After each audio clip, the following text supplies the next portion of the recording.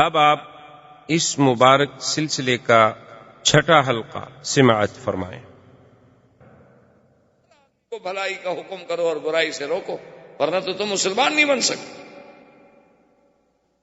اب سیدنا صدیق رضی اللہ تعالی عنہ چلے، حضرت عثمان کے پاس آئے، ان پہ اسلام پیش کیا، فاسلم عثمان، حضرت عثمان بھی مسلمان ہو گئے۔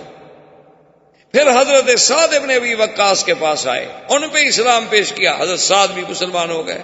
عبد الرحمن ابن عوف کے پاس آئے، ان پہ اسلام پیش کیا، وہ بھی مسلمان ہو گئے۔ حضرت طلحہ کے پاس آئے، ان پہ اسلام پیش کیا، وہ بھی مسلمان ہو گئے۔ اور اسی طریقے سے اب یعنی جو اسلام پھیلنا شروع ہوا تو لوگ سیدنا ابو بکر کے ہاتھ پہ اسلام لا رہے، اور پھر فقراء میں سے، ضعفاء میں سے حضرت عمار، یاسر، سمیہ، صہیب، خباب، یہ سب اسلام لے آئے۔ حضور صلی اللہ علیہ وسلم نے اب اللہ کے حکم کے مطابق، کیونکہ اب تو اللہ نے حکم دے دیا تھا نا کہ انذر، اب تو لوگوں کو ڈرائیں، اب تو لوگوں کو دعوت دیں، اب تو آپ لوگوں کو پیغام الہی پہنچائیں اور دعوت توحید دیں، اور جو نہ مانے ان کو عذاب جہنم سے ڈرائیں، کیونکہ نبی کا تو وظیفہ ہی بشیر و نذیر ہوتا ہے کہ ماننے والوں کو بشارت دے اور انکار کرنے والوں کو ڈرائے۔ تو حضور صلی اللہ علیہ وسلم کے بارے میں آتا ہے کہ آپ نے ایک دن یہ کیا کہ صبح جو تھا جبل ابی قبیس پہ چڑھ گئے۔ آپ تو جانتے ہیں یہ مکے کا حجر اسود کے سامنے جو پہاڑ ہے جس پہ اب محلات بنے ہیں، یہ جبل ابی قبیس،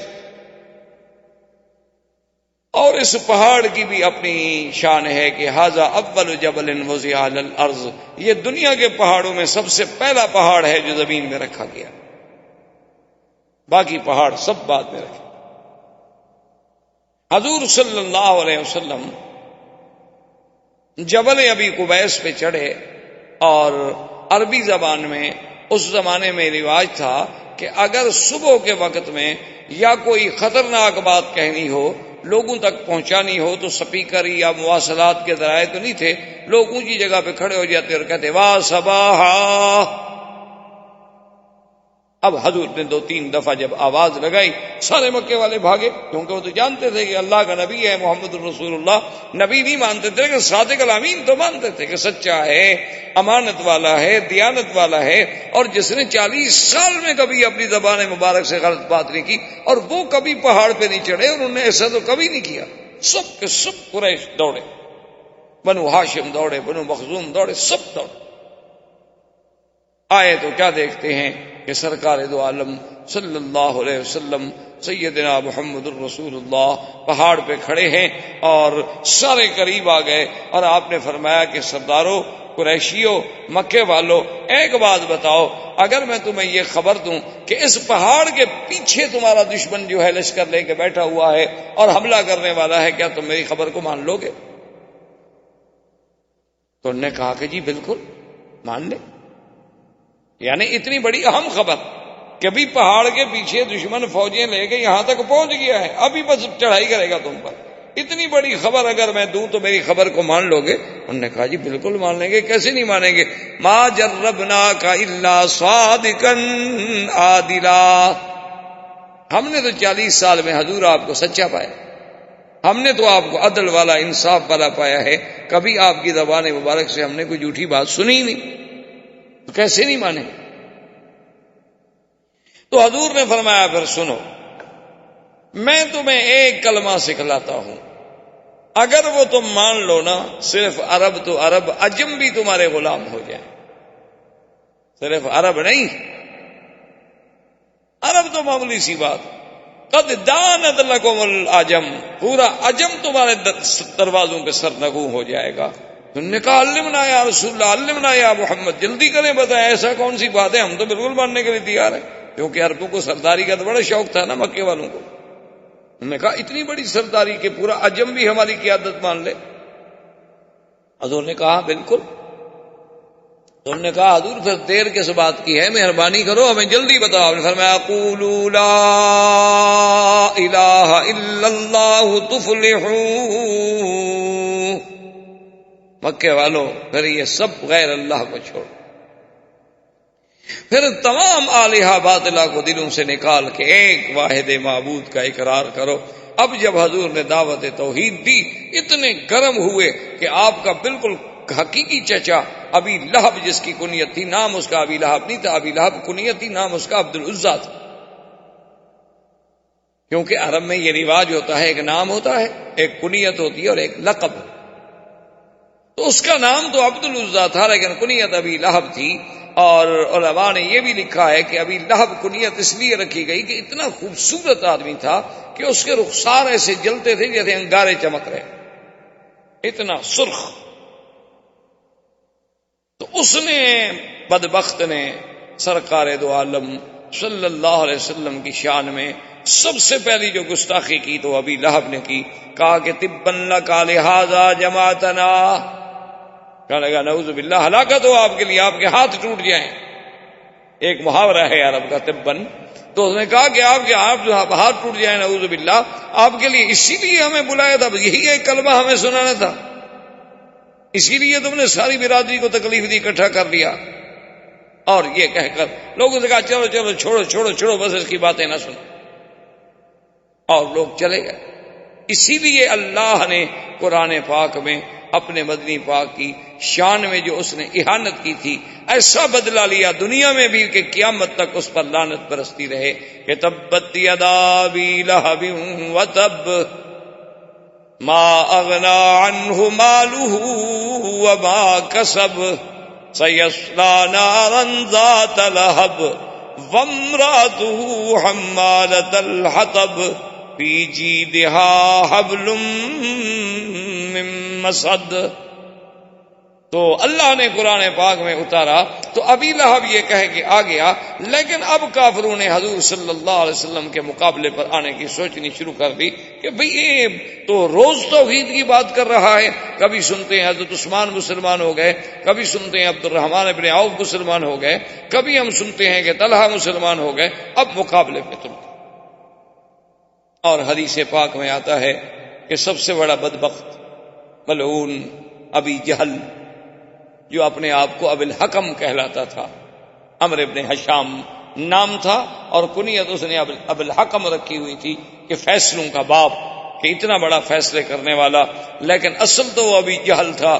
ایک دن میرے آقا طواف کر رہے ہیں اور قریش جو تھے طواف کے کناروں پہ بیٹھے ہیں، اور جب حضور ان کے قریب گزرتے ہیں تو اللہ معاف فرمائے اپنی اپنی زبان میں انتہائی نازیبا باتیں حضور سے کہتے ہیں، لیکن وہ دامن، وہ یعنی کوہ استقامت، وہ صبر و استقامت کا پہاڑ، وہ رحمت دو جہاں کہ جس کی زبان کے مبارک سے کبھی دشمن کے لیے بھی کوئی گندی بات نہ نکلی، وہ رسول عربی، وہ رسول عربی، وہ نبی الامی الہاشمی، وہ رحمت للعالمین، کہ جو فرماتے تھے انما بعثت رحمتن، اللہ نے مجھے رحمت بنا کے بھیجا ہے۔ آپ فرماتے تھے میں کیسے کسی کو لعنت کروں، اللہ نے مجھے لعنت کرنے والا بنا کے نہیں بھیجا۔ ابو جہل نے ایسی بدبختی نے گستاخی کی حضور کی شان میں جو ناقابل نقل ہے۔ اللہ اکبر، اور حضور کوئی جواب نہیں دے، حضور صلی اللہ علیہ وسلم سنتے ہیں اور اپنے طواف۔ آخر ابو جہل نے سامنے آ کر دھمکی دی، ایک عورت دیکھ رہی تھی، اسے احساس ہوا کہ اب یہ قریش اتنے گرم ہیں، معلوم ہوتا ہے کہ یہ لازماً حضرت محمد الرسول اللہ صلی اللہ علیہ وسلم کو تکلیف پہنچائے، تو اب عورت بیچاری مقابلہ تو نہیں کر سکتی۔ ایک روایت مبارک میں آتا ہے کہ اس عورت نے جا کے سیدہ فاطمہ الزہرا سے کہا، اور بی بی فاطمہ الزہرا جب آئی اس نے دیکھا کہ میں بھی ایک عورت کا کیا مقابلہ کروں، تو انہوں نے جا کے حضرت صدیق کو خبر دی، اور حضرت صدیق آئے اور کافروں کے اور حضور کے درمیان میں آ کے دیوار بنی۔ ظالمو، بات نہ مانو، تمہاری مرضی، لیکن تمہیں یہ کیا بات ہے کہ تم لڑنے اور مرنے پہ آمادہ۔ اور بعض روایات میں یہ بھی آیا ہے کہ حضرت صدیق رضی اللہ تعالی عنہ کو بھی انہوں نے مارا اور حضور صلی اللہ علیہ وسلم پر بھی حملہ کیا، لیکن بعض مفسرین محدثین کہتے ہیں کہ نہیں، یہ واقعات بعد کے ہیں۔ اس دفعہ تحدید جو تھی وہ صرف زبانی کلامی رہی، لیکن سب سے زیادہ گستاخی کرنے والا جو تھا وہ ابو جہل۔ اب اب جناب جب ابو جہل کے بارے میں اس عورت نے تو سن لیا تھا نا کہ ابو جہل کیسی کیسی باتیں کہہ رہا ہے حضور کو، تو وہ دوڑی ہوئی گئی تو اس نے جا کے سیدنا حمزہ رضی اللہ تعالی عنہ کو کہا کہ حل سمیتا، تمہیں پتا ہے کہ ما قال ابی جہل نے آج کیا کیا؟ انہوں نے کہا کیا؟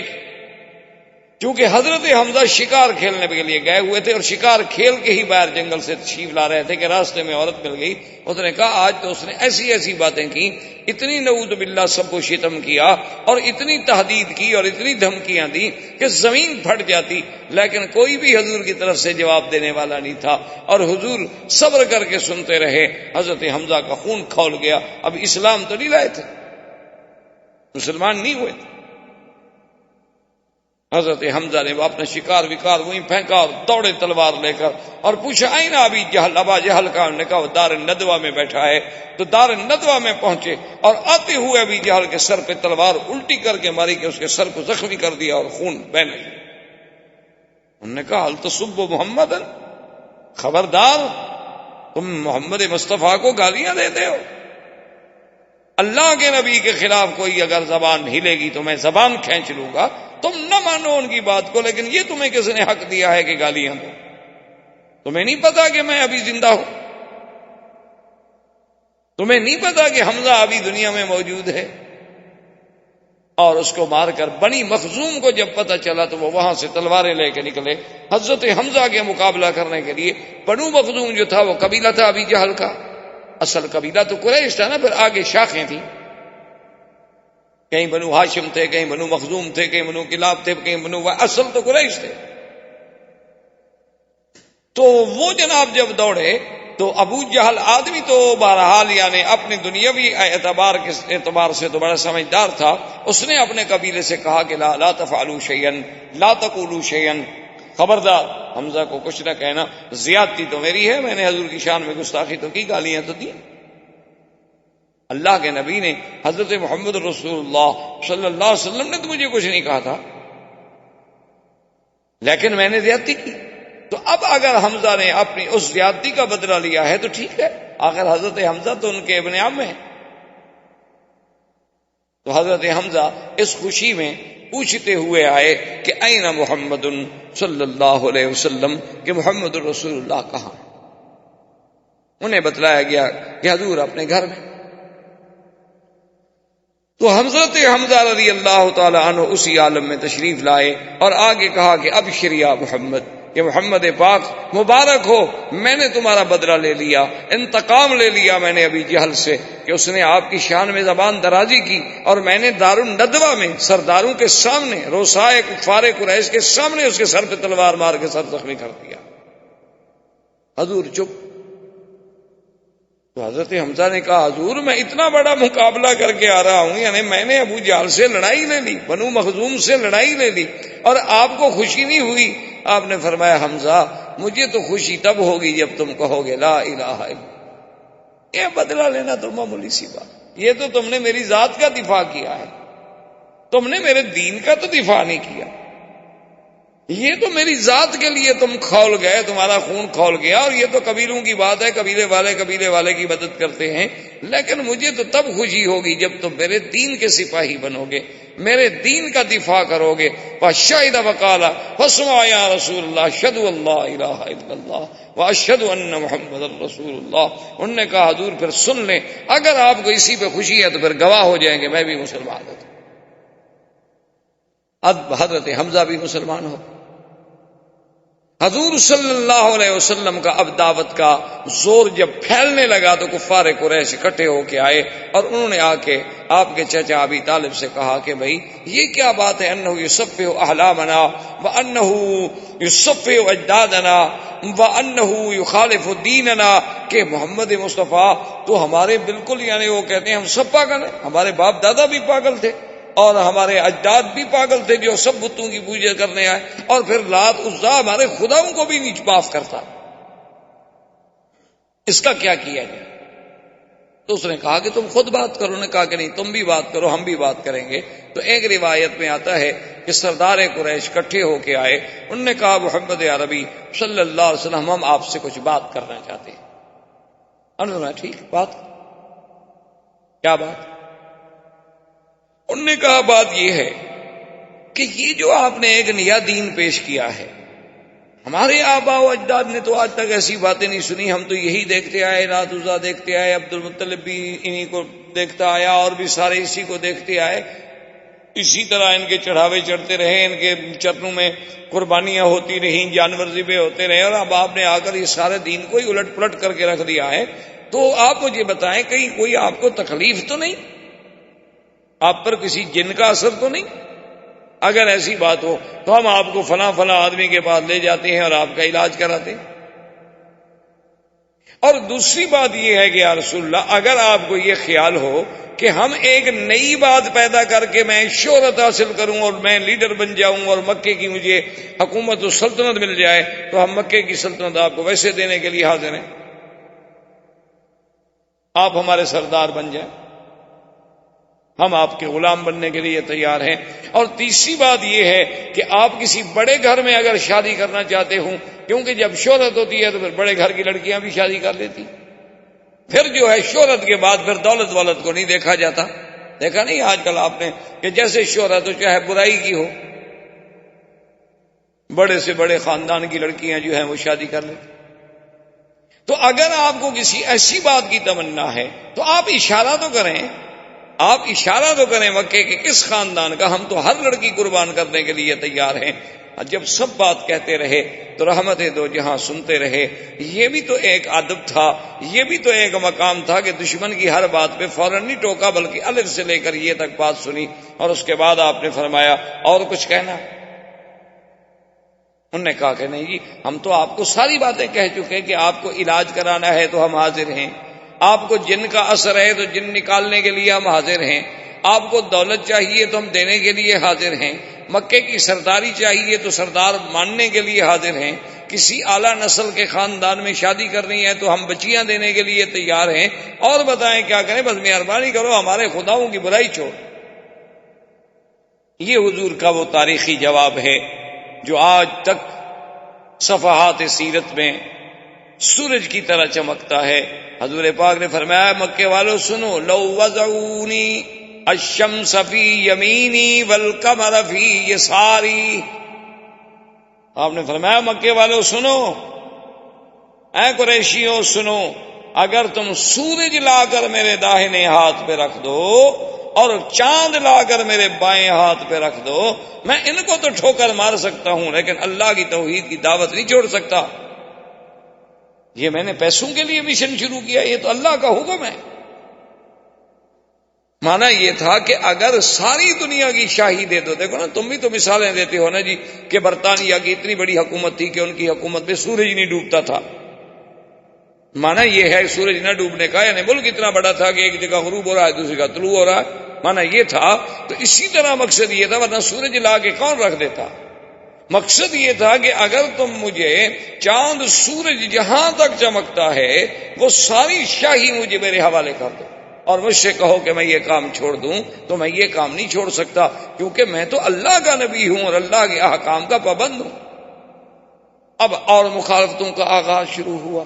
اب لوگوں نے کہا کہ کریں کیا، اور ساتھ ان کو یہ تکلیف ہوتی کہ عجیب بات یہ ہے کہ جو بھی حضور کے قریب جاتا ہے وہ فوراً مسلمان ہو جاتا ہے، جو نفرت ہے قریب نہیں جاتا، کیونکہ آپ اگر اینک پہن لینا جی سرخ شیشے والی تو پورا علاقہ آپ کو سرخی نظر آئے گا، اور سبز پہنے تو سبز نظر آئے گا۔ جب آنکھوں پہ بغض کی اینک چڑھی ہو پھر تو نبی کا نبوت بھی سمجھ نہیں آتی نا۔ تو انہوں نے کہا کہ جی اب کیا کریں، سمجھ نہیں آتی یہ بات کیا ہے، آخر حضور کے پاس نہ تو پیسہ ہے اور نہ حضور کے پاس کوئی بہت بڑی قوت ہے، طاقت ہے، عمار ہے، یاسر ہے، بی بی سمیہ ہے، صہیب ہے، خباب ہیں، ابی ذر ہیں، غریب لوگ ہیں، غلام ہیں۔ تو اس کے باوجود آخر حضور کی بات کا اتنا اثر کیا ہے؟ تو ایک دن سارے سردار بیٹھے تھے، کہنے لگے کوئی حل کریں کہ مسئلہ کیا ہے؟ تو ولید ابن المغیرہ نے کہا کہ ایسا کرو تم مجھے چھوڑو، میں جا کے بات کرتا ہوں اور پھر میں آگے تمہیں حقیقت بتلاتا ہوں کہ حقیقت کیا ہے۔ یہ ولید ابن المغیرہ وہ ہیں جو حضرت خالد کے بعد، اور یہ قریش مکہ کا بہت بڑا سر۔ اور دولت کے اعتبار سے بھی بہت بڑا آدمی تھا اس زمانے میں. مکے سے لے کر طائف تک اس کے باغات تھے اور زمینیں تھیں اور پیسہ تھا. اسی لیے وہ بڑی فخر کرتا تھا انا الولید ابن الولید، میں اکیلا ہوں دنیا میں. تو وہ آیا حضور کی خدمت میں، آ کے بیٹھ گیا. کہنے لگا حضور میں نے آپ سے باتیں کرنی ہیں. اور فرمایا بتاؤ کیا بات. اس نے پھر وہی ساری باتیں دہرائی کہ جی آپ کیوں ہمیں جھوٹا کر رہے ہیں، آپ کیوں ہمارے خداؤں کی تذلیل کر رہے ہیں. حضور سنتے رہے. جب بات ختم ہو گئی حضور نے فرمایا ولید تم نے بات ختم کر لی؟ تو ولید نے کہا کہ ہاں یا محمد میں نے بات ختم کر لی. آپ نے فرمایا اچھا بیٹھو اب میری بات بھی سن. حضور صلی اللہ علیہ وسلم نے اللہ کے قرآن کی سورت فصلت پڑھی. جب حضور نے قرآن پڑھنا شروع کیا تو اس آیت میں، ان آیات میں ایک آیت یہ بھی تھی کہ کیا تم اس مقام پر جانا چاہتے ہو کہ جیسے قوم عاد پہ اللہ کا عذاب آیا تم پر بھی آئے. جب یہ آیت اس نے کہا ناشدتک باللہ وبالرحم یا محمد، تمہیں اللہ کی قسم، تمہیں ہماری رشتہ داری کی قسم، بس کریں میں نہیں برداشت. اور وہاں سے ولید دوڑا اور سیدھا گھر. وہ ندبے میں قریش وہاں بیٹھے ہیں انتظار کر رہے ہیں اور ولید دوڑا سیدھا گھر. اب قریشیوں نے کہا کہ ہاں صبا ولید. معلوم یہ ہوتا ہے کہ ولید پر بھی اللہ کے نبی کا اثر ہو گیا. دیکھو نا وہ ادھر آنا تھا نا ہمیں جواب دینے کے لیے، ہمارے بجائے وہ گھر چلا گیا. معلوم ہوتا ہے کہ وہ بھی گیا. اب ابو جہل لے کے وہاں پہنچا. اس نے کہا تمہیں کیا ہو گیا؟ کیا تم بھی سبو تھا؟ تم نے بھی دین محمد مصطفیٰ اختیار کر لیا اور باپ دادے کے دین کو چھوڑ دیا؟ اس نے کہا چھوڑو ان باتوں کو، یہ باتیں نہ کرو. تو اس نے کہا کہ جادوگر ہے. اس نے کہا کیا کہتے ہو؟ میں سب سے زیادہ جادو کو جاننے والا ہوں. انہوں نے کہا شاعر ہے. اس نے کہا واللہ انا اعرف بکلام الشعراء، میں زیادہ شعراء کو جاننے والا ہوں. انہوں نے کہا جادوگر بھی نہیں، شاعر بھی نہیں، تو کاہن ہے. انہوں نے کہا چھوڑو کیا کہتے ہو، کاہن گندے پلید رہنے والے لوگ ہیں، محمد عربی کا کہانت سے کیا تعلق ہے؟ اس نے کہا آخر وہ کیا ہے؟ اس نے کہا بات سنو، وہ جو کہتا ہے کہتا سچ ہے. اور جو قرآن اس نے پڑھا ان علیہ لحلاوۃ، خدا کی قسم اس میں ایسی مٹھاس تھی، وَإِنَّ عَلَيْهِ لَتَلَاوَةٌ وَإِنَّ أَعْلَاهُ لَمُثْبِرٌ وَإِنَّ أَسْفَلَهُ لَمُغْدِقٌ. وہ تو ایسا کلام تھا کہ اس نے تو میرا سب کو چھوڑا کے رکھ لیا اور میں تو یہ سمجھا کہ کہیں اب عذاب ہم پر نازل نہ ہو جائے. خدا کی قسم وہ جو کہہ رہا ہے وہ کسی بندے کا کلام نہیں. انہوں نے کہا دیکھا ہم تو کہتے تھے نا اچھا تم بھی تو اب جا رہے ہو نا. انہوں نے کہا نہیں میں نے خیر اپنا دین تو نہیں چھوڑا، لیکن جو بات سچی ہے وہ شاعر نہیں، وہ ساحر ہے.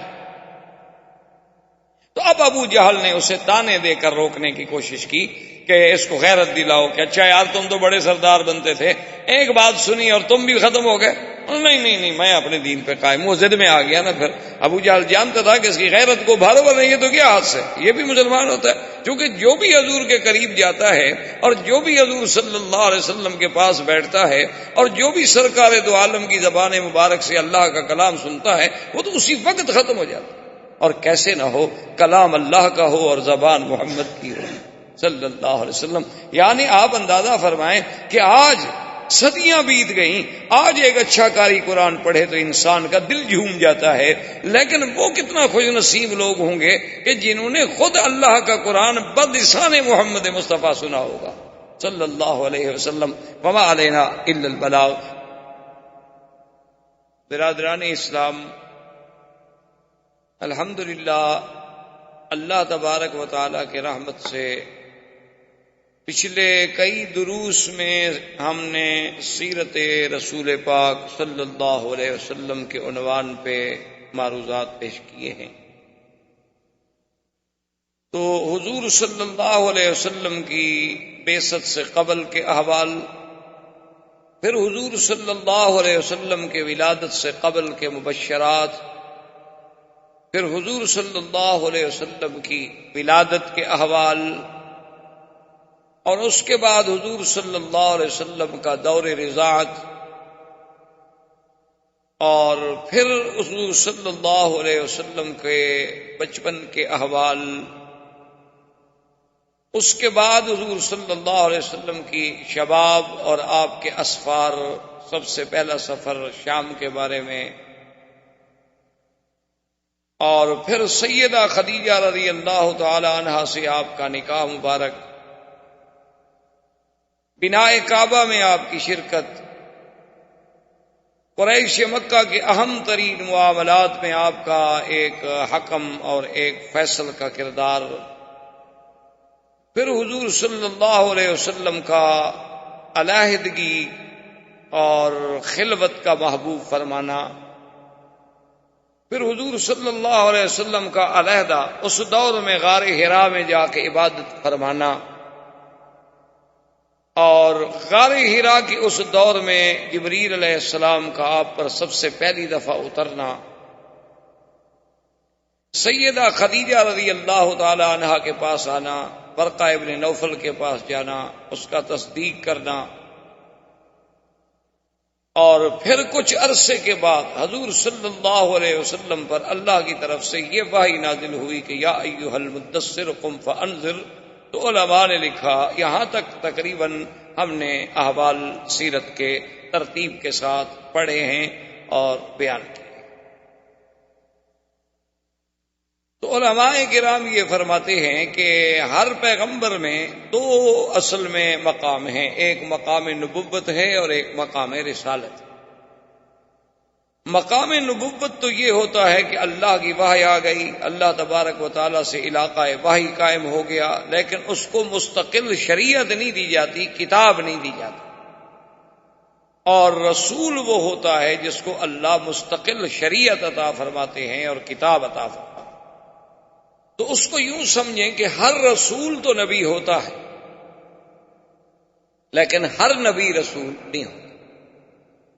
جیسے کہ حضرت ہارون علیہ السلام نبی تھے لیکن رسول نہیں تھے، موسیٰ علیہ السلام اللہ کے رسول بھی تھے اور نبی بھی تھے، تو سرکار دو عالم صلی اللہ علیہ وسلم بھی اللہ کے رسول بھی ہیں اور نبی بھی۔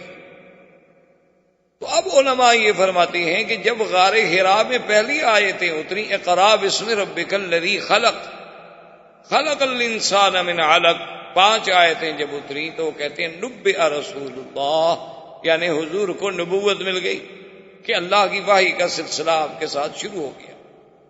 اور جب اللہ نے کچھ عرصے کے بعد پھر یہ آیت مبارک اتاری کہ یا ایھا المدثر قم فانذر، اے کپڑے میں لپٹنے والے میرے محبوب اٹھیں، اب آپ لوگوں کو ڈرائیں، تو اب معنی یہ ہے کہ رسالت کی ابتدا ہو، کیونکہ نبوت میں تو وحی کا تعلق تھا، رسالت میں حکم انذار جب شروع ہوا تو معنی یہ، اس لیے بعض علماء اس کو عربی میں کہتے ہیں نبئ باقرا وارسل بالمدثر، کہ حضور صلی اللہ علیہ وسلم کو نبوت کا شرف تو مل گیا جب آپ پر اقرا نازل، اور جب آپ پر سورت مدثر نازل ہوئی تو پھر حکم انذار ملا کہ اب آپ لوگوں کو ڈرائیں، لوگوں کو اللہ کے عذاب سے بچائیں، لوگوں کو جہنم سے ڈرائیں، لوگوں کو جنت کی بشارات دیں۔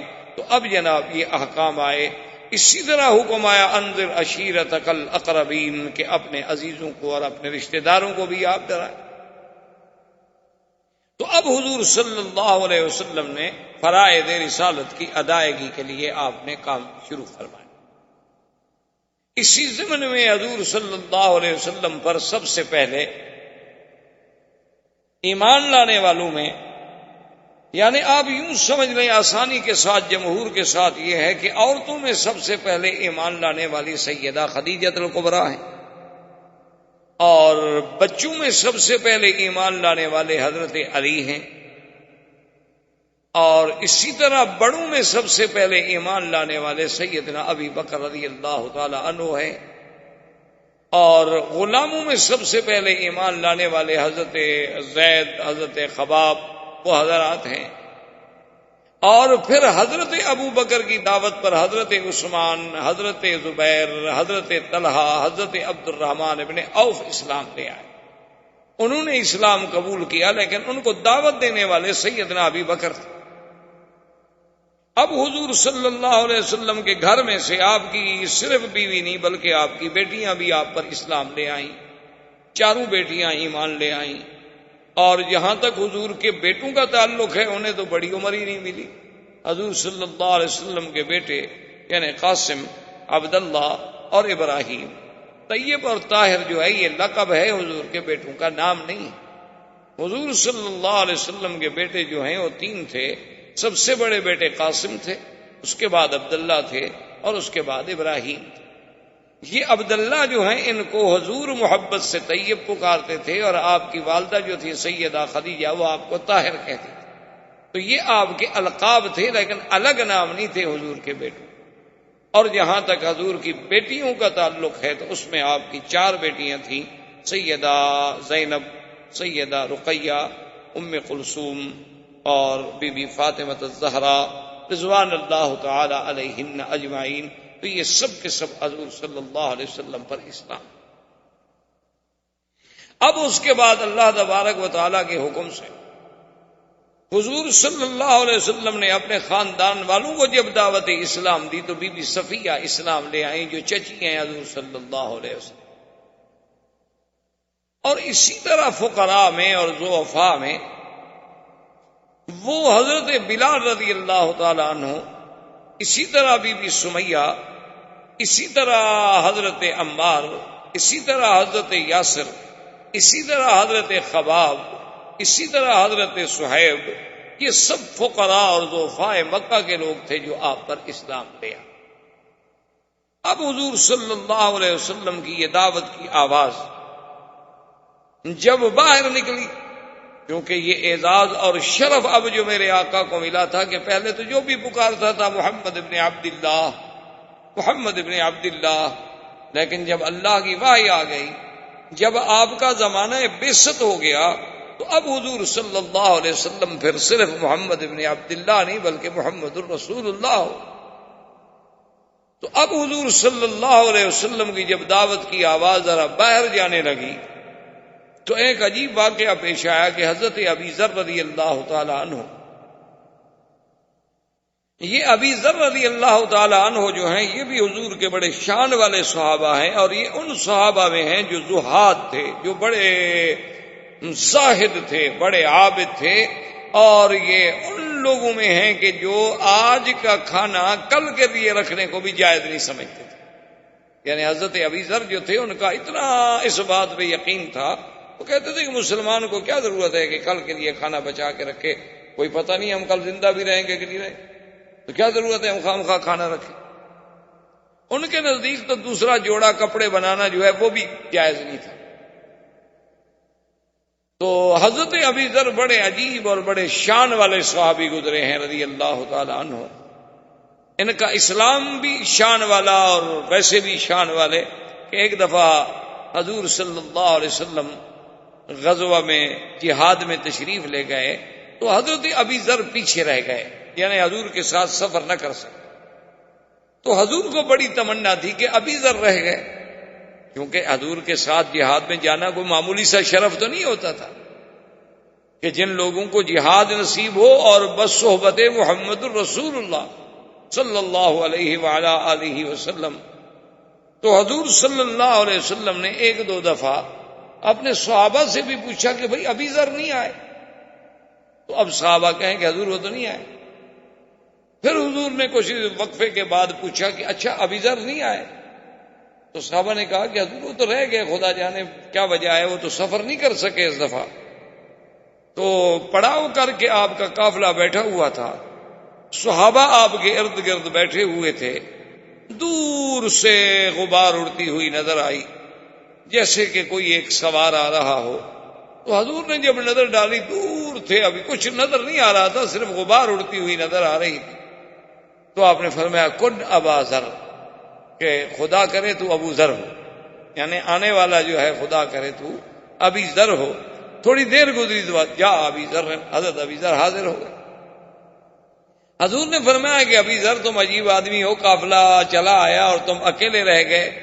تو ابا ذر آپ نے فرمایا کہ تحیا وحدہ تعیش وحدہ وتموت وحدہ، کہ ابو ذر اچھا تمہاری زندگی عجیب ہے کہ اب تو معلوم یہ ہوتا ہے کہ تم زندہ بھی علیحدہ رہو گے، زندگی بھی علیحدہ گزارو گے، اور موت بھی تمہیں علیحدگی میں آئے گی۔ حضور صلی اللہ علیہ وسلم کی زبان مبارک سے یہ لفظ نکل گئے۔ اب اللہ کے نبی کی زبان سے جو بات نکلے تو اللہ تو اس کو پورا فرما ہی دیتے ہیں۔ تو خدا کی شان یہ ہے کہ ابو ذر رضی اللہ تعالیٰ عنہ اپنے زہد کی وجہ سے سب سے الگ الگ تھلگ ہوتے تھے، حتیٰ کہ حضرت عثمان کے زمانے میں حضرت عثمان نے آپ کی آ کے منت کی انہوں نے کہا حضرت ابی ذر آپ ناراض نہ ہوں، آپ کا مدینے میں رہنا بڑا مشکل ہو گیا، آپ تو روز فتویٰ دے دیتے ہیں کہ جس نے رات گھر میں روٹی رکھی ہے نعوذ باللہ وہ بھی اسلام سے نکل گیا، جس نے دوسرا جوڑا کپڑے بنائے نعوذ باللہ اس نے بھی اسلام کی مخالفت کی، تو یہ حضرت ہمارے لیے تو بہت مشکل ہے، آپ مہربانی کریں مدینہ منورہ سے باہر ہی کہیں ڈیرا لگائیں۔ تو حضرت ابی ذر مقام ربضہ پہ چلے گئے۔ مدینہ منورہ سے تھوڑا دور فاصلے پر ایک جگہ تھی جس کا نام ربضہ ہے، تو وہاں دیہات میں جا کے اکیلا گھر بنا کے بیٹھ گئے، اور جو بندہ گزرتا اس کو دین کی تبلیغ کرتے رہتے۔ اور اللہ کی شان یہ ہے کہ جب آپ کی موت کا وقت آیا تو بیوی کے سوا کوئی بندہ نہیں تھا، نہ وہاں کوئی بستی تھی نہ آبادی تھی، بس مدینہ شریف سے لوگ آتے تھے، آپ کے لیے کچھ کھجوریں لے آتے تھے، کچھ لے آئے تو آپ نے کھانا وانا کھا لیا، ورنہ بس پانی پر اور چشمے کے پانی پر گزارا ہوتا تھا۔ تو موت کا وقت جب قریب آیا تو بیوی گھبرانے لگی، تو آپ نے فرمایا کہ دیکھو گھبرانے کی بات نہیں، مجھے تو اللہ کے نبی نے دعا کی تھی کہ تم نے علیحدہ ہی رہنا، تو اب اللہ کے نبی کی دعا ہے، میں نے تو علیحدہ رہنا تھا، علیحدہ مرنا تھا، تو لہذا اگر میں مر جاؤں گھبرانے کی کوئی بات نہیں ہے، مجھے غسل دے دینا، اور یہ میری ایک چادر پرانی سی پڑی ہے اس کو میرے اوپر ڈال دینا، کفن بن جائے گا، اور میرے سڑک پر مجھے رکھ دینا اور کہہ دینا، اعلان کر دینا کہ ابھی ذرا حضور کا صحابی فوت ہو گئے، اب اللہ جانے، اللہ کا کام جانے، اللہ چاہیں گے تو کوئی جنازے پڑھنے والا بھیج دیں گے، نہیں تو کوئی جنگل کے جانور آ کے کھا جائیں گے، جب حضور نے فرمایا کہ تم نے علیحدہ مرنا ہے تو ہم نے مرنا تو علیحدہ ہے۔ تو آپ کی زوجہ محترمہ نے آپ کی وصیت کے مطابق آپ کی موت کے بعد آپ کو غسل دیا، کفن دیا، اعلان کیا کہ مات ابی ذر صاحب رسول اللہ صلی اللہ علیہ وسلم، کہ آج حضور کا وہ ساتھی، حضور صلی اللہ علیہ وسلم کا دیوانہ و پروانہ ابی ذر فوت ہو گیا ہے، یا اللہ تو جانتا ہے میں اکیلی عورت ہوں، میں کیا کر سکتا۔ فمر بہا رکب اصحاب رسول اللہ، تو تاریخ میں آتا ہے ابھی تھوڑی سی دیر گزری کہ صحابہ کا ایک لشکر وہاں سے گزرا، انہوں نے دیکھا کہ میت رکھی ہے، یہ کیا مطلب ہے، سڑک پر اکیلی میت ہے۔ فلما سالوا فوجدوا ابا ذر، جب انہوں نے تحقیق کی تو ابی ذر کا جنازہ ملا، تو بڑے خوش ہوئے، جنازہ پڑھا اور وہیں ابی ذر رضی اللہ تعالی عنہ کو دفن کیا۔ تو یہ ابی ذر کی زندگی بڑی عجیب و غریب زندگی تھی۔ تو ابی ذر کہتے ہیں کہ مجھے اطلاع ملی کہ ایک نبی پیدا ہوئے ہیں جس کا نام محمد الرسول اللہ صلی اللہ علیہ وسلم، ان کے بھائی تھے، ان کو انیس کہتے تھے، انس کی تصغیر ہے انیس، تو جیسے سلیم سلیم، انس انیس، صحب صحیب، تو ان کا نام انیس تھا، اور یہ بہت بڑے شاعر، حضرت ابی رضی اللہ تعالیٰ عنہ کے بھائی جو تھے یہ بہت بڑے شاعر۔ چونکہ اس دور میں اصل بات یہ ہے کہ یاد رکھیں کہ اس زمانے میں فصاحت و بلاغت تو عربوں کی گھٹی میں پڑی ہوئی، یعنی ایک عام آدمی، ایک جنگل میں رہنے والا عربی جس نے کبھی ابتدائی جماعت تک نہیں پڑھی، جس نے کبھی الف با تا نہیں پڑھا، لیکن وہ فی الودی جب اشعار کہتا تھا دنیا حیران ہو جاتی۔ اللہ نے ان کو اتنا زبان دی تھی، اتنا ملکہ دیا تھا، اتنا یعنی ان کو عبور تھا اپنے کلام پر اور اپنی فصاحت و بلاغت پر، کہ دنیا عرب کی فصاحت و بلاغت کو دیکھ کے دنگ رہ جاتی تھی۔ اسی لیے علماء نے لکھا ہے کہ اللہ تبارک و تعالی نے ہر پیغمبر کو جو معجزے دیے ہیں وہ اس کے زمانے کے حالات کے مطابق دیے ہیں۔ کہ موسیٰ علیہ السلام کے زمانے میں جادوگروں کا دور تھا، ساری مصر جو تھا جادوگروں سے بھرا ہوا تھا، سحار تھے، ساحر بھی نہیں، بڑے بڑے سحار، بڑے بڑے علم سحر کے ماہرین پڑے تھے۔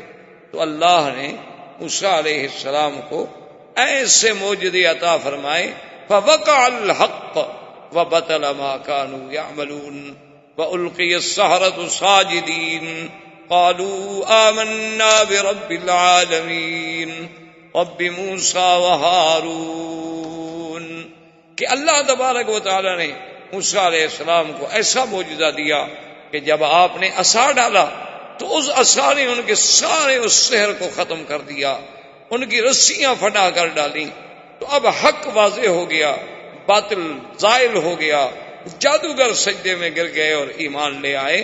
تو اس لیے اللہ نے ان کو معجزات ایسے دیے تھے کہ جو اس جنس اور اس زمانے کے مطابق یہ دلیل بن سکیں کہ یہ اللہ کا نبی ہے اور اس کا مقابلہ ہم نہیں کر سکتے۔ اسی طرح آپ دیکھیں کہ سیدنا عیسیٰ علیہ السلام، آپ کے زمانے میں بڑے بڑے طبیب تھے، آپ کے زمانے میں طب کا بڑا رواج تھا، گو اس وقت ہی آپ کی ایلوپیتھی رائج نہ ہوئی ہو، کیونکہ ابتدا کے اندر جو ہے زیادہ تر جو تاریخی پرانی کتابیں ملتی ہیں وہ طب آشاب کے ساتھ ہوتی تھی، بوٹیاں شٹیاں، یونانی اطباء گزرے ہیں بڑے بڑے، اسی طرح اطباء عرب گزرے ہیں بڑے بڑے، اور آپ کو تو ہم سے زیادہ پتا ہے کہ جیسے ابن سینا تھا، ارسطو تھا، بقراط تھا، سقراط تھا، یہ بڑے بڑے، جالینوس تھا، یہ بڑے بڑے لوگ گزرے، بعض کے پاس علوم کیمیا تھے، بعض کے پاس علوم ریمیا اور بڑے بڑے علوم تھے۔ تو بہرحال چونکہ وہ طب کا زمانہ تھا تو اللہ نے عیسیٰ علیہ السلام کو ایسے معجزے دیے کہ بھئی وہ طبیب دنگ ہو کے رہ گئے کہ یہ کیا طب ہے کہ ایک آدمی ماں کے پیٹ سے اندھا پیدا ہوتا ہے اور کوئی آپریشن نہیں، کوئی محنت نہیں، کوئی اسپتال نہیں، بس ہاتھ لگایا اور بسم اللہ کہا اور آنکھیں کھل گئی، بس روشنی آ گئی۔ یہ کمال ہے کہ ایک آدمی برس کے داغ، یعنی آپ دیکھیں کہ آج دنیا کتنا علوم میں ترقی کر چکی ہے، لیکن ابھی تک کوئی ایسی دوا ایجاد نہیں ہوئی کہ برس ختم ہو۔ تو حضرت تو صرف ہاتھ پھیرتے تھے، دوا لگانے کی بھی ضرورت ہے، ابر الابرا والأکمہ والابرص، کہ اندھا ہے اور کوڑی ہے اور برس والا ہے، بس ہاتھ پھیرا وہ ٹھیک ہو گیا۔ تو اس لیے وہ معجزات اس زمانے کے مطابق۔ اور میرے آقا رحمت دو جہاں سرکار دو عالم سیدنا محمد الرسول اللہ صلی اللہ علیہ وسلم کی بعثت کا جب زمانہ آیا تو اب دنیا اپنی معراج پہ پہنچ چکی تھی، یعنی وہ انسانیت جو ایک ابتدائی زمانہ طفولیت سے آدم علیہ السلام کے زمانے سے شروع ہوئی، اب وہ طفولیت، اب گویا وہ رضاعت، اب گویا وہ شباب، اب گویا وہ بچپن، اب وہ ساری ادوار گزار کے حضور کے زمانے میں پوری انسانیت اپنے مقام معراج پہ آ گئی تھی۔ اور فصاحت و بلاغت کا یہ عالم تھا کہ شعراء عرب اپنے کلام کو لے کے اللہ کے کعبے پہ لکھ کے لٹکا دیتے تھے کہ کوئی ہے مائی کا لال جو ہمارے اس بحر میں لکھے، ہمارے اس رجز کا جواب دے، ہماری اس نثر کا مقابلہ کرے، ہماری اس نظم کا مقابلہ کرے۔ تو اس لیے قصائد معلقہ آج بھی ہماری کتابیں جو ہیں معلقات سبع معلقہ کے نام سے، وہ سبع معلقہ کیا تھے کہ مختلف شعراء نے لکھ کے لٹکا دیے تھے کہ اس کا مقابلہ کریں۔ تو اب چونکہ یہ فصاحت و بلاغت کا دور تھا، زمانے میں اتنی فصاحت و بلاغت تھی کہ جب عرب بات کرتے تھے تو حیرت ہوتی تھی ان کی بات سے، یعنی آپ ان کی فصاحت و بلاغت اور ان کی جزالت اور ان کا نئے سے نئے انداز میں گفتگو کرنا، یہ چیزیں جو تھی، اور بڑا اشارات و کنایات، اللہ نے اپنے نبی کو ایسا معجزہ دیا قرآن کہ تمام دنیا کے فصحاء و بلغاء جو تھے وہ دنگ رہ گئے، کوئی ہمت نہ کر سکا کہ اللہ کے قرآن کے مقابلے پہ آئے۔ یعنی آپ دیکھیں ان کے یعنی فہم کا عالم، کہ ایک قیس شاعر گزرا ہے، ایک تو امراء القیس تھا نا، ایک اور شاعر تھا قیس، وہ گزرا، بادشاہ غصے میں آ گیا، اس کی بڑی لمبی چوڑی کہانی ہے۔ تو غصے میں آنے کے بعد بادشاہ نے اس کو بلوایا اور سزائے موت جاری کی۔ بہرحال بادشاہ سزائے موت جب دے دی، اس کو پکڑ کے جب لے جا رہے تھے موت کے لیے، تو جو اس وقت سپاہی ہے جو کچھ سیف تھے، تو انہوں نے کہا کہ دیکھو تم ابھی مر جاؤ گے، ہم تمہیں پھانسی دے دیں گے، لیکن اگر تمہاری کوئی وصیت ہے، کوئی پیغام ہے تو وہ دے دو، اور تو ہم کچھ نہیں کر سکتے، لیکن ہمارے ہاں بھی یہ رواج ہے کہ آخری وصیت پوری کی جاتی، تو آپ ہمیں کوئی پیغام دے دیں۔ انہوں نے کہا میں نے کیا پیغام دینا ہے، شاعر آدمی ہوں، نہ میری کوئی اتنی بڑی برادری ہے، میری تو صرف 2 لڑکیاں ہیں اور فلاں شہر میں رہتی ہیں، اور کبھی آپ لوگوں کا وہاں آنا جانا ہو تو بس ان کو اتنا کہہ دیجئے گا کہ یا ابنتا قیس ان اباکم، بس۔ انہوں نے کہا دیکھو بیچارہ موت کی وجہ سے سٹیا گیا، دماغ چل، یہ کیا پیغام ہوا بھی یا ابنتا قیس ان اباکما، کہ اے 2 قیس کی بیٹیاں تحقیق تمہارا باپ کیا ہوا ہے، یہ کیا پیغام ہے بھائی؟ تو انہوں نے کہا اچھا ٹھیک ہے پہنچا دیں گے۔ انہوں نے کہا اب یہ تو مر رہا ہے، جان چھوڑے، وہ مر گیا، پھانسی دے دی گئی، ختم ہو گیا۔ مدتیں گزر گئیں، سال 2 سال جتنے گزرے، اتفاق سے وہ 2 سپاہی یعنی اتفاقاً اس گاؤں میں گزرے جس گاؤں میں وہ قیس رہتا تھا، تو ان کے دماغ میں بات یاد آئی۔ انہوں نے کہا کہ چلو بھائی ہم اس کی وصیت پوری کرنے تو نہیں آئے، لیکن اتفاق سے یہاں آئے ہوئے ہیں، تو اب اسی بستی میں رہتے ہوئے اگر ہم ایک پیغام اس کو دے دیں تو کیا مشکل ہو جائے گا؟ انہوں نے کہا دے دیں۔ انہوں نے آگے پوچھا بھی یہاں کوئی قیس نامی شاعر تھا؟ انہوں نے کہا ہاں۔ انہوں نے کہا اس کی کوئی اولاد؟ نے کہا اس کی 2 بیٹیاں ہیں، وہ بیچارے غریب ہیں، بکریاں شکریاں چرا رہی ہوں گی فلاں جگہ پر۔ تو انہوں نے آپس میں مشورہ کیا، انہوں نے کہا کہ بھئی بات یہ ہے کہ وہ اس کا پیغام تو ہم پہنچا دیتے ہیں، پہلے تو دماغ پہ زور دیتے رہے کہ کیا کہا تھا، اس نے کہا یہ کہا تھا، اس نے کہا یہ کہا تھا، اس کے بعد خیر بہرحال ان کو بات یاد آ گئی۔ انہوں نے کہا پیغام دے دیتے ہیں لیکن اس کی بچیوں کو یہ نہیں بتلاتے ہیں کہ تمہارا باپ جو ہے وہ قتل ہو گیا، بادشاہ نے پھانسی دے دی، لڑکیاں بیچاری روتی رہیں گی، ہم کیوں خواہ ان کو غم میں مبتلا کریں؟ اگر ان کو اطلاع مل چکی ہے تو الگ بات ہے، ورنہ یہ ہے کہ ہم یہ پیغام دے کے چلے جائیں، بعد میں کوئی بتائے گا کہ مر گیا ہے نہیں مر گیا، ہم کیوں بیچاری کو مصیبت میں ڈالیں؟ انہوں نے کہا ٹھیک ہے۔ وہ دونوں آ گئے، وہ بکریاں چرا رہی تھی، ان کو ملے، پوچھا کہ ابنتا کیسے؟ نہ کہا کیا بات؟ انہوں نے کہا تمہارا باپ میرے۔ انہوں نے کہا کہاں، ہم تو باپ کے لیے بہت پریشان ہیں، 2 سال ہو گئے باپ نہیں آئے۔ انہوں نے کہا فلاں شہر میں تھا اور بالکل تندرست تھا اور ٹھیک ٹھاک تھا، تو اس نے ہمیں کہا تھا کہ اگر تم وہاں کبھی جاؤ تو میرا پیغام دے دینا، میں تو کہیں آگے جا رہا ہوں، میرا لمبا سفر ہے، میری 2 بیٹی ہیں، ان کو اتنا بتا دینا کہ یا ابنتا قیس ان اباکم، بس۔ انہوں نے کہا اس کے علاوہ کوئی پیغام؟ نے کہا، انہوں نے کہا تو ایک لڑکی باتیں کرتی رہی اور ایک لڑکی نے پیچھے سے آ کر تلوار سے حملہ کیا اور ایک سپاہی کو قتل۔ جب تلوار ماری تو سپاہی تو مر گیا، دوسرا بھاگ گیا، اس کے پیچھے وہ لڑکیاں بڑی دوڑی لیکن وہ بھاگ گئی۔ اس نے آگے رپورٹ کی، بادشاہ نے پکڑا، وہ لڑکیاں پکڑی گئی۔ انہوں نے کہا تم نے ہمارا سپاہی مار دیا۔ انہوں نے کہا جی ہم نے تو اپنے باپ کا قاتل مارا ہے۔ نے کہا تمہارے باپ کا قاتل ہے؟ بادشاہ کو یاد نہیں کہ وہ تو میں نے سزائے موت دی تھی، کون تھا؟ کیس بھر گیا، روز تھوڑے قصے ہوتے ہیں، سینکڑوں روز کے واقعات آتے ہیں اور گزر جاتے ہیں۔ انہوں نے کہا وہ کیسے؟ انہوں نے کہا جی یہ ایک سپاہی موجود ہے، اس سے پوچھیں کہ اس نے ہمیں پیغام دیا ہے کہ یا ابنتا کیس ان اباکما۔ انہوں نے کہا ہاں جی۔ انہوں نے کہا اس نے اسی میں ہمیں حکم دیا تھا کہ قد قتل وقاتلہ لناکما، کہ تمہارا باپ مر چکا ہے، قتل کر دیا گیا اور قتل کرنے والے تمہارے سامنے کھڑے ہیں، بدلہ لینا ہے تو لے لو۔ تو ہمیں باپ نے اس میں پیغام دیا تھا، اور آپ تحقیق کریں اگر یہ ہمارے باپ کے قاتل نہیں ہیں تو پھر ہم نے زیادتی کی، اور اگر ہم نے اپنے باپ کا خون کا بدلہ لیا ہے تو بادشاہ سلامت، پھر آپ انصاف کریں۔ اگر ہم بچیاں ہیں، عورتیں ہیں، لڑکیاں ہیں، کہاں جاتی پھر ان کو ڈھونڈ رہے ہیں؟ اتفاق سے ہمارے پاس آ گئے تو باپ کے قاتل کو چھوڑ دیتی۔ تو بادشاہ نے جب تحقیق کی تو پتہ چلا کہ سزا تو ہم نے دی تھی لیکن یہی پولیس والے تھے اس کو لے جانے والے۔ تو انہوں نے کہا اچھا ٹھیک ہے، اس کے وارثوں کو ہم دیت دے دیتے ہیں، اور بچیوں کو کہا کہ تم چلی جاؤ۔ تو یعنی اندازہ یہ ہے کہ ایک لفظ سے اگلا پیغام سمجھ لینا، تو یہ کوئی معمولی بات نہیں ہوتی۔ یہ فصاحت و بلاغت جو ہے یہ بھی اللہ کی ایک دین ہے، ہر کسی کو نہیں ملتی۔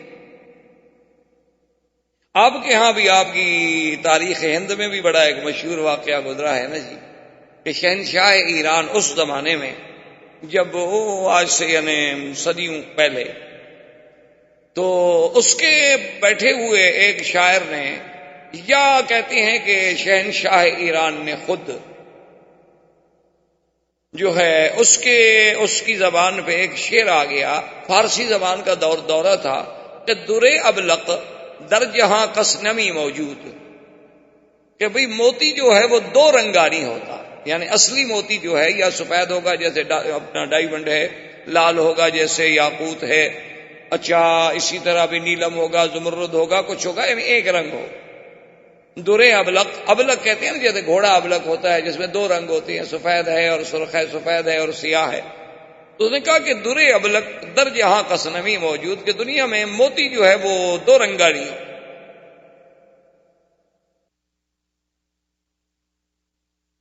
اچھا یہ پہلا مصرع تو شاعر کہہ بیٹھا یا بادشاہ کہہ بیٹھا، اب دوسرا مصرع نہ بنے۔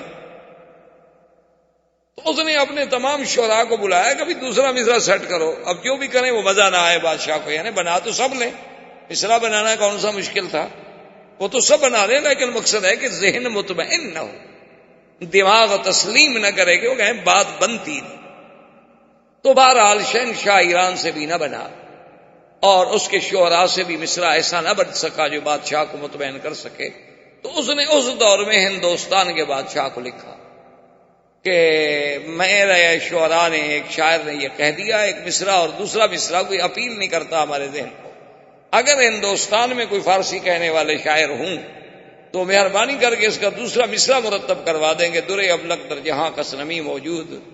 تو اب بادشاہ نے اپنے شاعروں کو بلایا، اچھا انہوں نے بھی کوئی مشرے گھڑے بنائے، وہ بادشاہ کو بھی تسلی نہ ہو۔ بادشاہ کہے بات دل کو نہیں لگی۔ اب جناب گھر میں آیا اور بادشاہ بڑے پریشان بیٹھے تھے، تو ان کی بیٹی جو تھی نا بہت بڑی شاعرہ تھی اور ادیب تھی، بہت بڑی ادیب گزری ہیں اور بہت بڑی اپنے وقت کی شاعرہ گزری۔ تو انہوں نے جب دیکھا کہ باپ میرا بڑا اداس بیٹھا ہے تو اس نے کہا ابا جان کیا بات ہے، آپ بڑے گھبرائے ہوئے ہیں؟ انہوں نے کہا بیٹی بات یہ ہے کہ ایسے شہنشاہ ایران نے لکھا ہے، اب اتنے بڑے ہندوستان کے ملک سے ہم ایک مصرے کا جواب بھی نہ دے سکے تو پتہ نہیں شہنشاہ ایران امتحان لینا چاہتا ہوگا کہ ہمارے ملک میں کوئی پڑھے لکھے لوگ بھی ہیں کہ نہیں، کوئی فارسی دان بھی ہیں کہ نہیں، کوئی ادباء و شعراء بھی ہیں کہ نہیں، تو ہمارے لیے تو یہ موت کی بات ہے نا، یہ تو سبکی ہے نا بڑی۔ تو اس نے کہا ابا جان بات مجھے بھی تو بتائیں کہ وہ کون سا مصرع ہے۔ تو انہوں نے کہا کہ درے ابلغ در جہاں کس نمی موجود۔ تو انہوں نے کہا کہ ٹھیک ہے ابا جان آپ ایسا کریں کہ آپ تو آرام سے سو جائیں، اللہ کو منظور ہے تو اس کا جواب میں دوں۔ اچھا اب بات شہزادی جو تھی وہ بھی ساری رات زور لگاتی رہی، لیکن ان کو بھی تسلی نہ ہو، مصرے تو بن جائیں لیکن تسلی نہ ہو، دل نہ لگے۔ تو صبح کو جب انہوں نے غسل کیا، بی بی نے شہزادی صاحبہ نے غسل کرنے کے بعد وہ شیشے کے سامنے سنگار کے لیے بیٹھی اور سرما ڈالا، تو ہلکا سا سرما چونکہ تھوڑا سا موٹا سرما تھا اور شہزادی کی نازک سی آنکھ تھی، تو سرما جب ڈالا تو سرما جو ہے اس کے ساتھ آنسو بھی ٹپک پڑا، اور آنسو جب ٹپکا تو اس میں سرما بھی ملا ہوا تھا۔ تو فوراً مصرع یاد آ گیا اس کو، اس نے کہا کہ درے ابلغ در جہاں کس نمی موجود مگر اشک بتانے سرما آلود، کہ دنیا میں کوئی موتی جو ہے وہ دو رنگا نہیں ہوتا مگر محبوب کی آنکھ سے ٹپکا ہوا آنسو جو سرما پہنتے ہوئے ٹپکے، وہ موتی جو ہے وہ ابلغ، کہ اس میں سفیدی بھی ہے سیاہی بھی ہے، تو ابلغ موتی تو مل گیا۔ تو اب جناب جی ابو زیب النساء نے یہ شعر کہا تو بادشاہ تو جھوم اٹھا نا، جو تو سب کے دماغ کو لگ گئی نا بات کے بعد، عقل سے، دلائل سے، فکر سے، ہر لحاظ سے، وزن سے، باہر سے پوری اتر رہی ہے۔ تو انہوں نے جناب وہ شعر لکھا اور شہنشاہ ایران کو بھیجا، شہنشاہ ایران نے پڑھا تو وہ جھوم گیا، انہوں نے کہا کمال ہو گیا بھائی، ہماری زبان ہے فارسی، ہم تو نہ بنا سکے لیکن ہند کے لوگوں نے بیٹھ کے ہمیں جواب دے دیا فارسی زبان میں۔ تو اس نے فوراً قاصد دوبارہ بھیجا کہ شہنشاہ ہند سے کہ میں آپ کی خدمت میں التجا کرتا ہوں کہ خدا کے لیے جس شاعر نے یہ جواب لکھا ہے وہ مجھے دے دیا جائے۔ اب ایک اور مصیبت بن گئی شہنشاہ ہند کے لیے کہ بھائی اچھا جواب لکھا کہ بیٹی بھی دے دوں۔ اب جناب جب وہ جواب آ گیا، وہ خط آ گیا، اب بادشاہ پھر پریشان ہو گیا۔ بیٹی نے پوچھا کیا بات ہے آپ کیوں پریشان؟ انہوں نے کہا ایسے ہوتا ہے، کوئی ایسی بات۔ تو اس نے اسی شہنشاہ ایران کے خط پہ لکھا کہ من منم مخفی منم بوئے گل در برگ گل، کہ میں اپنے آپ میں اس طرح چھپی ہوئی ہوں جس طرح خوشبو پھول کی پتی میں چھپی ہوئی ہوتی ہے۔ تو آپ کو پھول سونگھنے سے، خوشبو سونگھنے سے کام ہے، پتی چیرنے سے کام نہیں ہے۔ تو لکھ کے صبح بادشاہ نے دستخط کیے تو بادشاہ ایران سمجھ گیا کہ ان کی بیٹی کا شعر ہے، تو اس نے معذرت کر لی۔ تو ادیب لوگ اس قسم کے ہوتے تھے، فصیح لوگ اس قسم کے ہوتے تھے کہ اشارات کی زبان سمجھ جاتے تھے۔ یعنی آپ جو جہلائے عرب شعرائے جاہلیت عرب کو دیکھیں، یعنی آپ حیران ہوں گے کہ آج تک علماء قواعد یعنی علماء نحو، علماء صرف آج بھی اپنے قواعد کی بنیاد رکھتے ہیں تو شعرائے جاہلیت پر، کہ بھئی فلاں شاعر نے یوں کہا ہے، متنبی نے یہ کہا ہے، فلاں نے یہ کہا ہے، تو اس کا مطلب ہے کہ یہ ترکیب اور اس قسم کا جملہ کہنا ٹھیک ہے، اگر یہ ٹھیک نہ ہوتا تو فلاں زمانے کا شاعر ایسی بات نہ کہتا۔ لیکن اللہ نے جب حضور صلی اللہ علیہ وسلم کو قرآن کا معجزہ دے کے بھیجا تو کسی عالم نے کیا اچھی بات لکھی ہے، اس نے کہا کہ قرآن اپنے اندر ایک ایسا معجزہ تھا کہ اگر کسی صحرا میں رکھ دیا جائے اور کوئی بتانے والا بھی نہ ہو کہ یہ کون سی کتاب ہے، تو ہر پڑھنے والے کو اعتراف کرنا پڑے گا کہ مخلوق کی کلام، یہ کسی بندے کا کلام نہیں ہو سکتا، یہ لازماً کسی غیر مخلوق کا کلام ہے، اللہ کا کلام ہے، لیکن یہ کسی انسان کا کلام نہیں ہو سکتا۔ کیونکہ انسان کے کلام میں یہ نہیں ہو سکتا کہ بیک وقت مدح بھی ہو، بیک وقت ذم بھی ہو، ترغیب بھی ہو، ترہیب بھی ہو، وعد بھی ہو، وعید بھی ہو، اور پھر الف سے لے کر یہ تک ایک اسلوب ہو، ایک ترتیب ہو کہ بظاہر دیکھو تو سمجھ نہ آئے، جب غور کرو تو ایک ایک حرف میں تمہیں موتی ملے، ایک ایک حرف میں تمہیں احکام ملیں، ایک ایک حرف میں تمہیں مسائل ملیں۔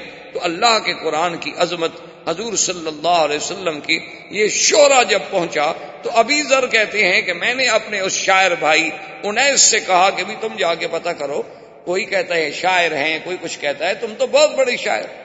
اور وہ مقابلے 3 دفعہ مقابلے جو تھے انیس شعراء سے جیت چکا تھا، خود اتنا بڑا شاعر۔ وہ مکے میں آ گیا، ادھر سے پوچھا ادھر سے پوچھا، کچھ دنوں کے بعد چلا گیا، ابو ذر سے کہا، لیکن ابو ذر کو اطمینان نہ ہوا، لگا کوئی تم کام کی بات تو لائے نہیں، بس یہی آگے تم نے کہا ہے کہ ایک نبی ہے، نام محمد الرسول اللہ ہے صلی اللہ علیہ وسلم، لیکن تم آپ سے ملتے، آپ سے بات کرتے، ان کی باتیں سنتے، پھر فیصلہ کرتے کہ وہ شاعری فرما رہے ہیں یا باقی کوئی اللہ کا کلام ہے، تم تو کوئی اچھی معلومات نہیں لے آئے۔ اب ایسا کرو کہ تم یہاں کا نظام سنبھالو، میں خود جاتا ہوں۔ ابھی ذر کہتے ہیں کہ میں مکے میں آ گیا اور اکیلا آدمی، کوئی جاننے والا نہیں، کوئی پہچاننے والا نہیں، اور مکے میں بھی میری کوئی جان پہچان نہیں، بنی غفار قبیلے کا میں آدمی تھا، اور مکے میں یہ عالم تھا کہ جو حضور کا نام لیتا تھا مشرکین مکہ اس کو مارتے تھے، کیونکہ اب ابتداء بعثت کے بعد وہ نفرتوں کا، وہ ظلم و جبر کا آغاز حضور کے خلاف ہو گیا صلی اللہ علیہ وعلا آلہ واصحابہ وسلم تسلیما کثیرا کثیرا۔ تو مکے والوں نے اتنی سختی کر رکھی تھی کہ پہلے تو کسی کو بتاؤ ہی نہیں کہ محمد مصطفیٰ کون ہے، اور اگر کوئی پوچھے تو پوچھنے والے کو مار دو تاکہ آئندہ پوچھنے والا جرات ہی نہ کرے، جو نام پوچھے اسی کو مارنا شروع کر دو۔ ابھی ذر کہتے ہیں یہ تو مجھے پتہ چل گیا، اب میں کیسے پوچھوں، جس سے پوچھوں تو مجھے مارے گا، اور پھر میرے قبیلے کا کوئی بندہ مکے میں نہیں رہتا جو مجھے چھڑا لے۔ اور فرماتے ہیں کھانے کو کچھ نہیں، تو فرماتے ہیں کہ پھر میں زمزم پیتا تھا اور زمزم پر ہی میں گزارا کرتا رہتا تھا، اور 3 دن گزر گئے، کوئی راستہ پیدا نہ ہوا کہ میں حضور صلی اللہ علیہ وسلم تک پہنچ سکوں۔ فرماتے ہیں کہ تیسری رات تھی، کعبہ شریف کے میں قریب بیٹھا ہوا تھا، یہاں 2 بت ہوتے تھے مشرکین کے، ایک کا نام اساف تھا اور ایک کا نائلہ تھا۔ یہ دونوں بت تھے، اصل میں یہ دونوں بت بھی نہیں تھے بلکہ ایک عورت اور مرد تھے، نعوذ باللہ ثم نعوذ باللہ۔ انہوں نے اللہ کے کعبے میں آ کے بدکاری کی، اللہ کا عذاب آیا اور دونوں پتھر بن گئے۔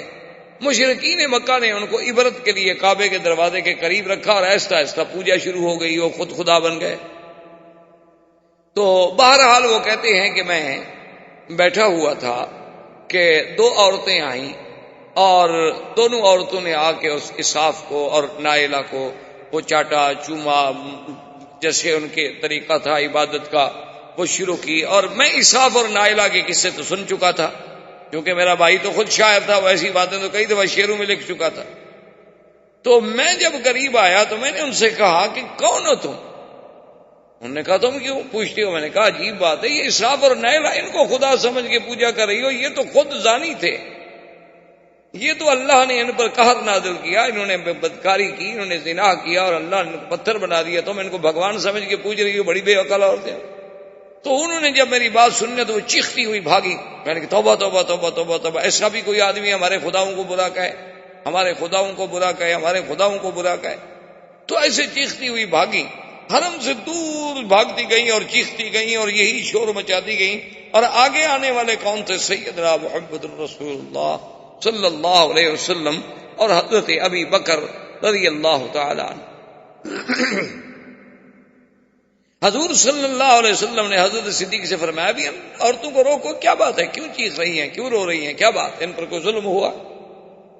تو حضرت صدیق نے روکا اور پوچھا، انہوں نے کہا جی اور کی بات ہے، اللہ کے کعبے میں آدمی کھڑا ہے اور ہمارے خداؤں کو گالیاں دیتا ہے۔ انہوں نے کہا کون سے خدا؟ انہوں نے کہا اسراف و نائلہ کو گالیاں دے رہا ہے۔ تو انہوں نے فرمایا اچھا تم جاؤ، اور آپ نے فرمایا ابو بکر چلو دیکھو تو صحیح، پھر وہ آدمی تو گویا ہمارے کام کا ہوا نا، کیونکہ وہ تو جب ان کو نہیں مانتا تو اس کا معنی یہ ہے کہ اس کے دماغ میں کوئی توحید کا خلل تو آیا ہوا ہے۔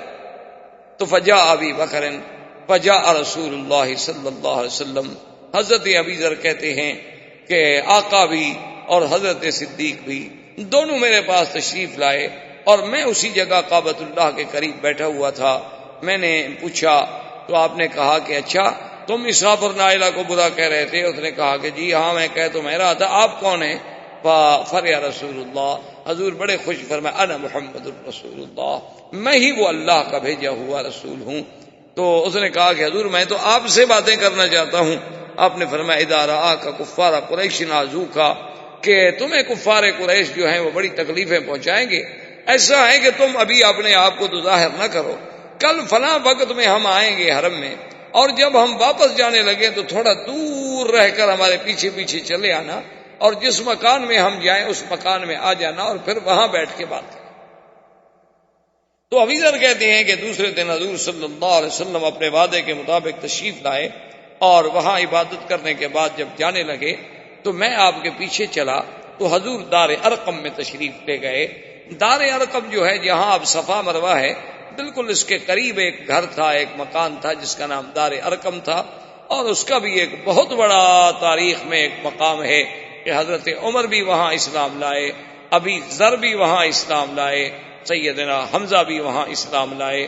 لیکن چونکہ حرم کی توسیع میں صفا مروہ کے بڑھانے میں ضرورت تھی تو اب تو وہ حرم کا ایک حصہ بن گیا. تو بہر صورت حضور صلی اللہ علیہ وسلم دار ارقم میں گئے, ابی ذر آئے اور اس کے بعد بیٹھے, حضور صلی اللہ علیہ وسلم سے اللہ کا قرآن سنا. فاسلم ابی ذر, ابی ذر فوراً مسلمان. حضور نے فرمایا کہ ابی ذر دیکھو تم کمزور آدمی ہو, اور تم جو ہے ابھی اس کو اپنے اسلام کو اخفاء میں رکھو. اس نے کہا حضور اب اخفاء میں تو میں بھی نہیں رکھتا, لیکن بہرحال یہ ہے کہ میں جا کر اپنے قبیلے میں محنت کروں. تو حضرت ابی ذر پھر تشریف لے گئے بنی غفار میں, تقریباً 15 سال دعوت اسلام دیتے رہے. اور اس وقت ابھی کوئی احکام تو نازل نہیں ہوئے تھے نا کہ نماز سکھائی جائے, روزہ سکھایا جائے, حج سکھایا جائے, یہ تو احکام ابھی نازل ہی نہیں ہوئے. اس وقت تو صرف درس توحید دیا جاتا تھا اور شرک سے بچانے کے سبق دیے جاتے تھے, اور نبوت اور رسالت کا مقام سمجھایا جاتا تھا, اور آخرت پر ایمان کے بارے میں مختصر سی باتیں بتا دی جاتی تھیں. اور اتنی باتیں تو الحمدللہ ایک آدمی اگر صدق قلب سے چاہے تو تھوڑے سے وقت میں سیکھ لیتا ہے. تو ابی ذر رضی اللہ تعالی عنہ اپنے قبیلے میں گئے, اور پھر دیکھیں کہ اسی ابی ذر کی محنت سے جب حضور مدینہ منورہ تشریف لے گئے تو انہوں نے اتنی بڑی محنت کی کہ اپنا قبیلہ بنی غفار جو تھا وہ تقریباً آدھے کا آدھا مسلمان ہو گیا, اور سب کو لے کر حضور کی خدمت میں پہنچے صلی اللہ علیہ وسلم رضی اللہ تعالی عنہ وارضاہ. تو اب یہ زمانہ تھا حضور صلی اللہ علیہ وسلم کی ابتدائی بعثت. اب حضور صلی اللہ علیہ وسلم کی اس بعثت کو کفار ہضم نہیں کر سکتے تھے, قریش سے برداشت نہیں ہوتا تھا. ہر قسم کی انہوں نے ایذائیں دینی شروع کی, یعنی اصحابہ کو ایذائیں دینی شروع کی کہ جو جس کے پاس غلام ہے وہ اپنے اس غلام پہ ظلم و تشدد کا بازار گرم کر. اتنی ایذائیں پہنچائیں کہ جس کا آدمی تصور نہیں کر سکتا. حتیٰ کہ اللہ تبارک و تعالی رحمت کرے, سب سے پہلے حضور صلی اللہ علیہ وسلم کے بعد جس نے کلمہ حق بلند کیا وہ سیدنا ابی بکر تھا. سب سے پہلے انہوں نے آ کے اللہ کے حرم میں کھل کر اللہ کا قرآن پڑھا اور کافروں کو دعوت توحید دی. اور کافروں نے نعوذ باللہ اتنا مارا, حالانکہ ابو بکر قریش. حتیٰ کہ تاریخ میں آتا ہے کہ سیدنا ابو بکر کا چہرہ خون میں بھر گیا, یعنی پتہ نہیں لگتا تھا کہ چہرہ کہاں, اتنا خون بہایا گیا. اور اس کے بعد حضرت عبداللہ ابن مسعود رضی اللہ تعالی عنہ نے حضرت ابو بکر کے بعد وہ والے صحابی ہیں جنہوں نے کعبۃ اللہ میں آ کر قریش کے سامنے کھڑے ہو کر قرآن پڑھا.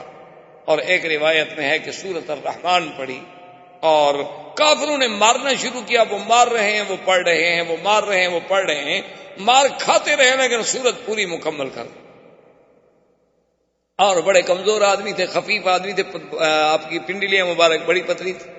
تو ایک دن ایک صحابی ہنس پڑے تو حضور نے فرمایا کیا کہہ رہے ہو, اگر ایک پلڑے میں جبل احد رکھا جائے اور ایک پلڑے میں عبداللہ ابن مسعود کی پنڈلی رکھی جائے تو یہ بھاری ہو جائے گی, اتنا شان والا ہے میرا صحابی.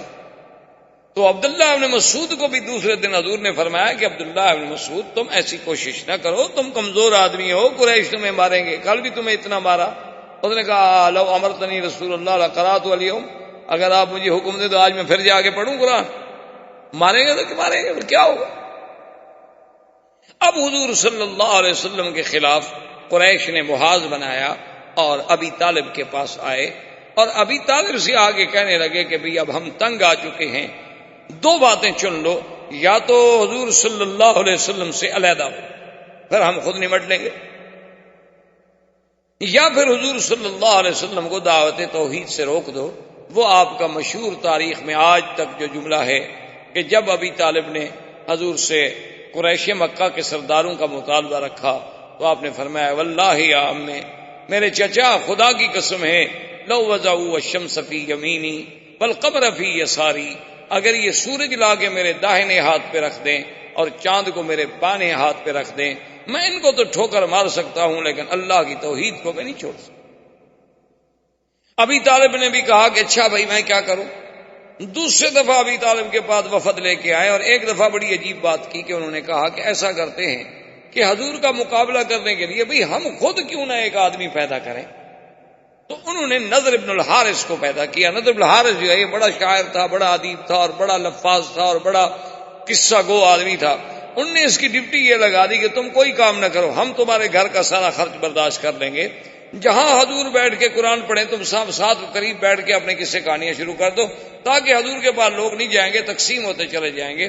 وہ ایک دن، 2 دن، 3 دن، 4 دن کے بعد جھوٹ کا قصہ تو ختم ہو گیا، اتنے جھوٹے قصے سنایا اور قرآن کا مقابلہ کیسے کرے؟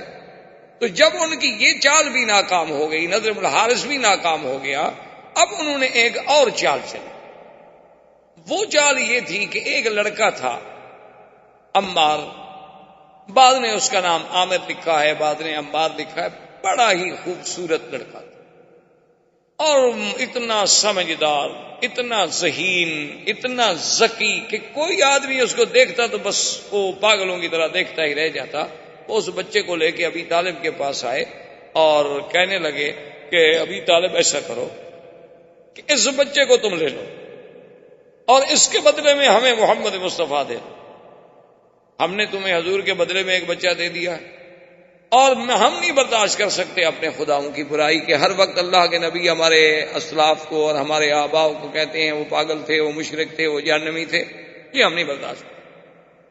تو ابی طالب نے کہا عجیب لوگ ہو بھائی، تم اپنی طرف سے بڑی سوچ کے آئے ہو لیکن ہے بڑے عجیب لوگ کہ میں اپنے حقیقی چچے کے بھائی کے بیٹے کو تو تمہارے سپرد کر دوں اور لوگوں کے بچوں کو پالتا رہوں۔ یعنی تم نے ابی طالب کو اتنا کم عقل سمجھا ہے کہ میں غیروں کے بیٹے کو لے کر اس کی تو حفاظت کروں اور اپنا بھائی کا بیٹا جو ہے وہ تمہارے سپرد کر دوں کہ تم اس پہ ظلم کرو، میں محمد پاک کو نہیں چھوڑ سکتا۔ دیکھیں کہ بعض اوقات اپنے قبیلے کی غیرت بھی بڑی عجیب ہوتی ہے نا جی۔ تو حضور پاک نے ابی طالب سے اور ان کے بیٹوں سے اور وہاں جو موجود تھے قبیلہ بنی ہاشم بنی عبد المطلب کے لوگوں سے کہا کہ دیکھو سنو، میری وجہ سے تم کیوں مصیبت میں مبتلا ہوتے ہو؟ تم علیحدہ ہو جاؤ، میں نے تو اللہ کا فرض پورا کرنا ہی کرنا، میں نے تو خدا کو اللہ کی توحید بیان کرنی ہے اور خدا کے حکم کو پورا کرنا ہے۔ لیکن دیکھیں انہوں نے کہا کہ محمد سنو، ہم تمہارے دین پہ تو نہیں ہیں لیکن خدا کی قسم ہے تم جاؤ اللہ کے دین کی دعوت دو، جو تمہارا مقابلہ کرے گا ہم تمہارا ساتھ دیں، ہم تمہارا دین نہیں قبول کرتے لیکن ہم تمہاری اہانت اور تمہاری تکلیف نہیں برداشت کرتے۔ تو اسی طرح آتا ہے کہ حضور صلی اللہ علیہ وسلم اللہ کے کعبے میں عبادت کر رہے تھے کہ ابو جہل لعنت اللہ علیہ، جو سب سے بڑا دشمن اسلام، دشمن رسول صلی اللہ علیہ وسلم، بلکہ حضور نے فرمایا کہ فرعون هذه الامہ، میری امت کا اگر کوئی فرعون ہے تو ابو جہل۔ اور ایک روایات میں یہ بھی آتا ہے حضور نے فرمایا کہ فرعونی اشد من فرعون موسیٰ، کہ میرا فرعون جو ہے وہ موسیٰ علیہ السلام کے فرعون سے بھی بڑا سخت ہے۔ کہ موسیٰ علیہ السلام کے زمانے میں جو فرعون تھا اس کو تو ایک غوطہ لگا پانی میں اور کہنے لگا آمنت برب موسیٰ و ہارون، اور یہ بدبخت مرتے وقت بھی کلمہ نہیں پڑھا اور ایمان نہیں لے آیا۔ تو یہ فرعون جو ہے اشد من فرعون۔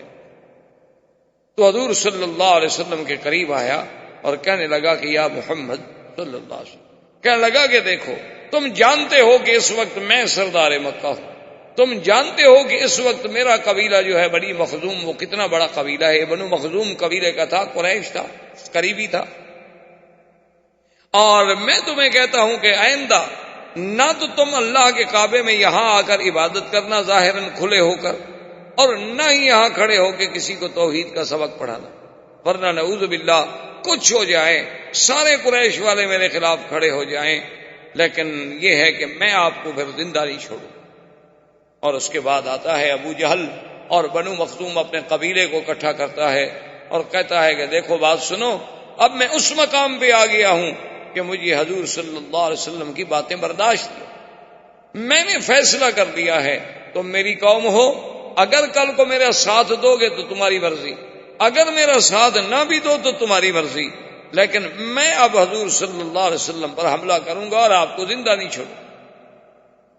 تو قبائل میں تو قبائلیت کی بات ہوتی ہے نا، ان میں تو عصبیت جاہلیہ ہوتی ہے، وہ یہ تو نہیں دیکھتے کہ حق کی بات کیا، وہ کہتے ہیں ہمارے قبیلے کی بات ہے، ٹھیک ہے جی ہم تو تمہارے ساتھ ہیں نا، وہ بھائی ہماری قوم کا مسئلہ ہے، برادری کا مسئلہ ہے۔ تو انہوں نے کہا کہ ٹھیک ہے ابو جہل ہم بھی تمہارا ساتھ دیں گے۔ تو ایک روایت میں ہے کہ ایک دن وہ آیا اور اس نے دیکھا کہ حضور صلی اللہ علیہ وسلم اللہ کے کعبے میں نماز پڑھ رہے ہیں، اور پھر میرے آقا کی تو نماز مبارک کی ایسی ہوتی تھی کہ جب آپ سجدہ مبارک کرتے تو وہ سجدہ اتنا طویل ہوتا تھا کہ لوگ حیران ہو جاتے تھے کہ وہ تو 4 نمازیں پڑھنے والا حضور کا ایک سجدہ بھی مشکل سے ادا ہوتا تھا۔ تو حضور جب سجدے میں گئے تو اس ظالم نے ایک بہت بڑا پتھر اٹھایا، اور اتنا بڑا پتھر تھا کہ اگر وہ واقعی کسی پہ گرا دیا جائے نعوذ باللہ تو اس کا سر مبارک جو ہے ختم ہو جائے۔ تو وہ پتھر لے کے آیا، اور قبائل والے دیکھ رہے ہیں کہ چلو جی آج ابو جہل اپنا انتقام لینے کے لیے، اور پھر کھلا سفید بالکل ظاہر باہر، کوئی چھپا نہیں۔ تو جب حضور کے قریب گیا تو الٹے پاؤں بھاگا، اور وہ پتھر بھی گر گیا، اور وہ یعنی اتفاق ہے کہ بچ گیا، ورنہ اسی پتھر سے خود مر جاتا۔ اتنا بڑا پتھر اس نے اٹھایا ہوا تھا، اور پاؤں پیچھے، لرزہ بدن پہ آیا۔ تو بنو مخزوم اور لوگ کٹھے ہو گئے، انہوں نے کہا کیا ہو گیا؟ کہنے لگا تم لوگوں نے کچھ نہیں دیکھا؟ انہوں نے کہا نہیں ہم نے تو کچھ نہیں دیکھا۔ کہنے لگا واللہ بینی و بینہ فحل، میرے اور آپ کے درمیان میں فحل کہتے ہیں یعنی بیل جو نر ہو، گائے بیل جو آپ کہتے ہیں نا، لیکن ایسا نر جو بہت بڑا طاقتور، اس کو کہا جاتا ہے فحل۔ کہتے تم نے نہیں دیکھا؟ وہ تو ایک اژدہا کی طرح ایک فحل تھا، ایک بہت بڑا نر بیل تھا جس نے اپنے انیاب نکالے ہوئے تھے اور مجھ پہ حملہ آور ہوا۔ اگر میں ادھر بھاگ نہ جاتا تو مجھے کھا جاتا، مار دیتا اور پاؤں تلے راؤنڈ ڈالتا۔ تو اللہ تبارک و تعالی نے حضور صلی اللہ علیہ وسلم کو اس کے اس قاتلانہ حملے سے یوں حفاظت فرمائی، لیکن کچھ عرصے کے بعد ابو جہل پھر بھی باز نہ، اس نے آ کر پھر حضور صلی اللہ علیہ وسلم کو للکارا اور کہا کہ یا محمد صلی اللہ علیہ وسلم اما منعتک، میں نے تمہیں منع نہیں کر دیا تھا کہ تم مسجد میں آ کر، اللہ کے کعبے میں آ کر لوگوں کے سامنے کھلے عبادت نہ کیا کرو، لیکن تم نے میری بات نہیں سنی، میں نے تمہیں منع کر دیا تھا، اور آج میں پھر تمہیں آخری بات کہہ رہا ہوں کہ اگر واللہ لرأیتک، نعوذ باللہ اس نے بڑا سخت کلمہ کہا کہ اگر میں آپ کو سجدے کی حالت میں نے اب دیکھ لیا نہ تو میں آپ کو کچل دوں گا۔ حضور صلی اللہ علیہ وسلم خاموش، حضور صلی اللہ علیہ وسلم خاموش رہے، اور ابو جہل یہ کہہ کے چلا گیا۔ فما لبث قلیلا، ابھی ایک دن ہی گزرا تھا، دوسرے دن حضور صلی اللہ علیہ وسلم پھر اسی جگہ تشریف لائے اور آ کے عبادت شروع۔ اب جب عبادت شروع کی، ابو جہل کو پتہ چلا کہ حضور تو پھر عبادت کر رہے، اس نے کہا میری تو بالکل سبکی ہو گئی کہ میں نے تو کھلا چیلنج کیا تھا، اور اللہ کے نبی کو تو میرے اس چیلنج پر کوئی اثر ہی نہیں ہوا، اور پھر وہ جا کے اللہ کے کعبے میں عبادت کر رہے ہیں۔ تو وہ ظالم جوش میں آ کے وہاں سے بڑھا اور ایک بہت بڑا پتھر لے کے آیا اور کہنے لگا کہ آج تو میں بالکل ہی نہیں چھوڑوں گا، کچل دوں گا۔ جب حضور کے قریب آیا تو اس کے بعد الٹے پاؤں بھاگا اور گرا، چہرہ متغیر ہو گیا، ڈر کے مارے کانپ رہا ہے۔ قبیلے کے لوگ آئے، پوچھا، کہتا ہے واللہ بینی و بینہ خندقا من نار، کہ جب میں آگے بڑھا حضور کے اور میرے درمیان میں ایک آگ کی بڑی بڑی نہر بنی ہوئی تھی، اگر میں ایک قدم بھی آگے بڑھاتا تو مجھے تو آگ جھلس دیتی۔ اور حضور نے بھی فرمایا کہ واللہ لو دنا منی، خدا کی قسم ہے کہ آج اگر ابو جہل میرے قریب آتا لختطف الملائکہ، اللہ کے فرشتے اس کی بوٹی بوٹی کر کے اڑا دیتے، پھر دنیا میں اس کا وجود ہی نہ۔ تو اب حضور صلی اللہ علیہ وسلم کی زمانہ بعثت کا، یعنی آپ کی دعوت کا، آپ کی تبلیغ کا، آپ کے انذار کا، اور کفر کے مقابلے کا، اور کفر کے ظلم و تشدد کا دور شروع ہو گیا کہ کہ ایسے ایسے، اور خدا کی قدرت دیکھیں کہ یہ جو آپ کا 13 سالہ دور ہے مکی زندگی کا، یہ 1 دن کا دور نہیں، 2 دن کا دور نہیں، 4 دن کا دور نہیں، 13 سال، 13 سالہ زندگی کا دور، اور صبر محض۔ یعنی آپ حیران ہوں گے، لوگ تو کہتے ہیں نا کہ اسلام تلوار کے زور سے پھیلا، اسلام کیا ہے جی، ان کا تو نشان ہی تلواریں ہیں، بس لوگوں کو کاٹ دیتے ہیں اور کاٹ کے پھینک دیتے ہیں اور یہ کر دیتے ہیں۔ 13 سال تک اللہ کے نبی نے دعوت کے میدان میں جو تکلیفیں اٹھائی ہیں، جواب کیا تھا؟ صبر محض کے رسول، فاصبر کما صبر، فاصبر کما صبر اولو العزم من الرسل، کہ محمد عربی صلی اللہ علیہ وسلم آپ صبر کریں بس۔ یعنی صحابہ کو انگاروں پہ تڑپایا جا رہا ہے اور حضور گزرتے ہیں تو کہتے ہیں صبر۔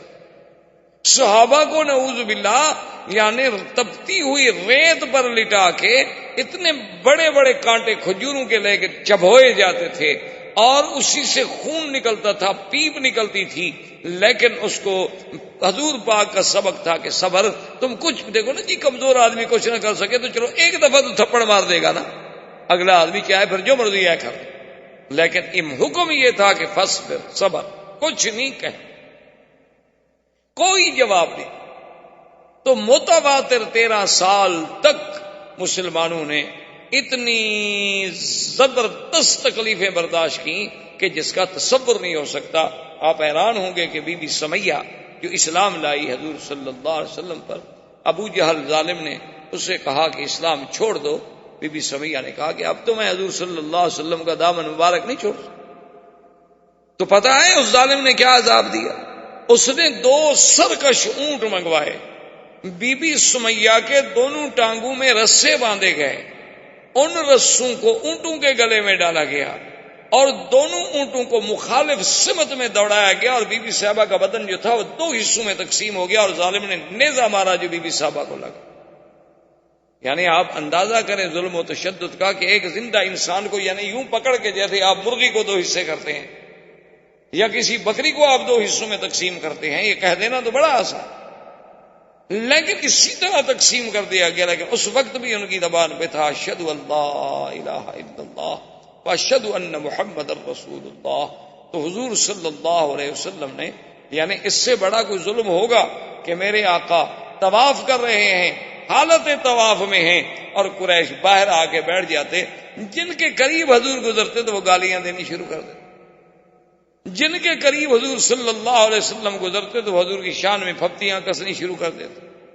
اس سے بڑا ظلم ہوگا کہ حضور صلی اللہ علیہ وسلم رات کو اٹھ کے اگر تہجد کے لیے آ رہے ہیں تو ابھی لہب کی بیوی جو ہے وہ کانٹے اٹھا کے اور کانٹوں والی لکڑیاں اور جھاڑیاں لے کے ان راستوں پہ ڈال دیتی کہ چلو جب حضور گزریں گے اندھیری رات ہوگی پاؤں رکھیں گے، اور نہیں تو کم سے کم کانٹے تو چپ جائیں، کانٹے تو لگیں گے۔ حضور صلی اللہ علیہ وآلہ آلہ وصحبہ وسلم تسلیما کثیرا کثیرا۔ اس طرح یہ دور بعثت اور یہ مکی زندگی کا دور کہ مسلمانوں پر اور ایمان والوں پر، مستضعفین پر، اللہ کے نام لینے والوں پر، حضور کا ساتھ دینے والوں پر ظلم و تشدد کا دور ہے۔ لیکن خدا کی شان ہے کہ آج تک چشم عالم نے ایسے وفاداروں کی پھر مثال بھی نہیں دیکھی، اور آج تک چشم عالم نے حضور صلی اللہ علیہ وسلم کی زبان مبارک میں جو حلاوت، اور آپ کی زبان مبارک میں جو تلاوت، اور آپ کی زبان مبارک میں جو تاثیر، اور آپ کی قرات قرآن میں جو اثر آفرینی، حضور صلی اللہ علیہ وسلم کی یعنی آپ کی وجاہت مبارک اور آپ کے چہرے مبارک میں جو کشش، اور آپ کے جمال میں، آپ کے کمالات میں جو جلا تھی، وہ بھی دنیا میں آج تک کوئی اس کی مثال پیش نہیں کر سکتا۔ اللہ ہمیں حضور کی سیرت پر چلنے کی توفیق عطا فرمائیں اور آپ کی محبت نصیب فرمائیں۔ والسلام علیکم۔ احباب کرام، اس کے بعد اب آپ اس مبارک سلسلے کی CD نمبر 7 سماعت فرمائیں۔